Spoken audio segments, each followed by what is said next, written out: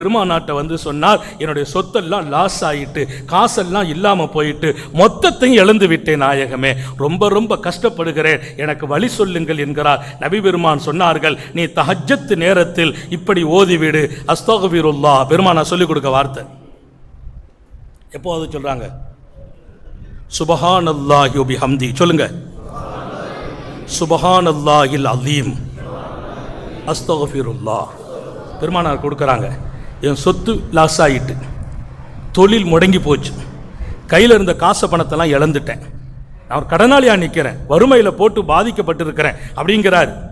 எல்லாத்தையும் இழந்துட்டேங்கிறார். பெருமானார் சொன்னாங்க, தஹஜ்ஜத்துக்கு பின்னாலே சுபுகு உதயமாவதற்கு முன்னால் நீ சொல், சுப்ஹானல்லாஹி பிஹம்திஹி சுப்ஹானல்லாஹில் அலீம் அஸ்தக்ஃபிருல்லாஹ். அல்லாஹ்வை புகழ்ந்துட்டு அஸ்தக்ஃபிருல்லாஹ், அல்லாஹ் என் பாவத்தை மன்னிச்சிரு, மிஅத்த மர்ரா 100 தடவை சொல். அல்லாஹ் நீ இழந்ததை அதைவிட சிறப்பாக மீட்டி கொடுப்பான். வறுமை போகும், இழந்த சொத்து மீண்டும் கிடைக்கும், கடன் தீர்ந்து போகும். அவர் சொன்னார் மாத்திரமல்ல, மீண்டும் வருகிறார். யா ரசூலல்லாஹ், தாங்கள் சொன்னதை போல் தினமும் 100 தடவை தஹஜ்ஜத்தை முடித்து காத்திருந்து ஓதினேன், இன்றைக்கு பல்லாயிரம் பேர்களுக்கு கொடுக்கும் இடத்தில் வாழ்கிறேன். தலைவிதியை திருப்பிடுவான் அல்லாஹ். எப்போ ஓதணும்?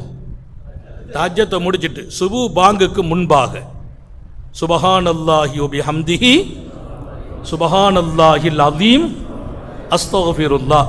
இந்த 100 தடவை நான் ஓதாம எனக்கு சுபுகு வந்ததே இல்லை. இந்த ஹதீஸை நான் பார்த்து 30 வருஷம் ஆச்சு. 100 தடவை நான் ஓதாம என் சுபுகு விடிந்ததில்லை. தினமும்